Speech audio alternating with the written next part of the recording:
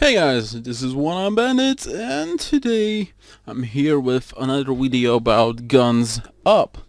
So, if in the previous video I was talking about the best optimal way how to get the most amount perks quite fast, and from 400k munition we got 26 perks, and I believe 5 of them was epic ones. So it's pretty good numbers, but well, you need a good way how to earn that munition, and the best way isn't really that obvious, because most people expect that PvP is the way to go, while it's not. The best optimal way how to earn quite a lot of munition is by doing CPU defend. So I'm just gonna let the CPU defend run. Well, at the start I'm gonna talk a bit, and then we're gonna see how lucky I can get this time, because right now my base, while me not using any kind of skills, so pretty much on AFK, can stand alone for 15 up to 31 minutes. But it's really luck based, as there's quite a lot of RNG stuff in there. So how big of a difference there is of gaining munition in PvP and gaining munition in CPU defend. At the very start, while your base is low and weak, yeah, it kinda seems that PvP is much better way to go. But if you can already hold for like 7 minutes, and with a chance to go further, and you invest all the munition you get in your buildings, make a good like choke points like here, that your opponents get covered by snipers and they get closer, then the bunkers start to work. That's the best way to go. Then you pretty much start to climb the time limits really fast. So right now I'm level 26, and I believe my best time while actually playing and using skills was 43 minutes, and AFK session it's really biggish RNG, so it's somewhere in between 15 and 30 minutes. So one AFK 30-minute session, let's say we got nice luck, nice RNG, flamethrowers don't destroy our walls completely, and we get those 30 minutes. So one AFK session of 30 minutes earns you 46k 250 munition. And that's it. There is absolutely no point of letting AFK CPU defend more than 30 minutes, because as you hear up here, you have like for every half minute you get extra munition.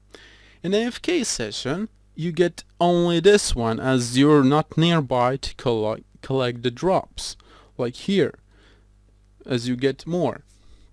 So at the same time, if you do active CPU defend, you get pretty much around minutes spent in CPU defend times 2, or sometimes even times 2.5k for each minute you spend. So if you're defending for 40 minutes, then you're gonna be somewhere around 90k munition earned. So if you have pretty decent base, then in 2 hours you can earn almost 400k to get 26 perks like in my previous video. So it's not that terrible. And even more, in CPU Defend you are pretty much guaranteed to get munition when you do the first time. There's a lot of prizes like card packs, buildings and perks and stuff. So it really is worth doing it. And in PvP, don't forget that you have quite a biggest chance of failure. Yes, so if you do only one skull opponents, you get really low amounts of munition. But if you do like 3 skulls or even 1 nightmare skull or 2 nightmare skulls, well, there's high chance that you're gonna fail and you're not gonna get done. And that's quite a biggish problem. While in CPU, you always get munition. Of course, the further you get, the better are those stats. So every half minute there's 250, that doesn't change. But then it gets from 1k to 1.5k, and from 20th minute to 30 it gets to 2k, I believe it was like so. So it is actually worth. So yeah, my first complete run was on level 15 or 16, I believe. And yeah, as you can see, if you're not lucky, flamethrowers catch your units, it goes out from your base and start destroying walls. That's the thing you really don't want to happen, but it happens. So that's the RNG part in this game when you're doing CPU Defend. It's where your units are gonna meet their units. Kinda harsh to guess, and most of the time it doesn't run as smooth as you would like it to go, but well, we're gonna take it all. So yeah, I'm gonna leave it as it is in AFK, and I'm gonna probably speed this one up, and then I'm gonna talk a bit after this battle is finished.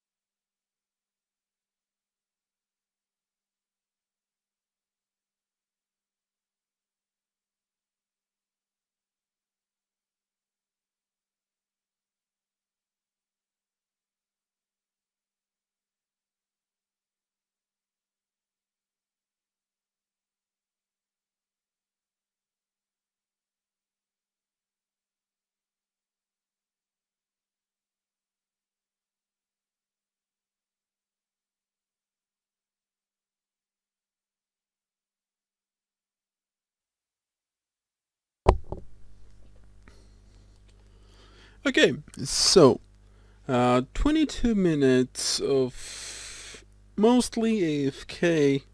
I only just few times collected the drops, so it's not like a complete AFK, but it's not like a complete playthrough, because you saw that I had just poop loads of skills to use and I could easily defend those bunkers if I would actually want. Plus, for some reason, I just now noticed that my engineer again have switched places. I don't get it why that kind of stuff happens, as we're just gonna get to my I'm gonna show what exactly I'm talking about. But as the general concept, once again, just to show it, it does work. So even when it's not really as I would like it to be, but it still works. It's totally fine. So yeah, for some reason in this place there should have been engineer, but he wasn't going in there. So one engineer gets out because he's from tents, so one unit from tents on the very start gets placed down, and this time one was placed up, but I have a 2-star engineer, which before that was being placed here. Now it's not like that, and I'm not really sure why.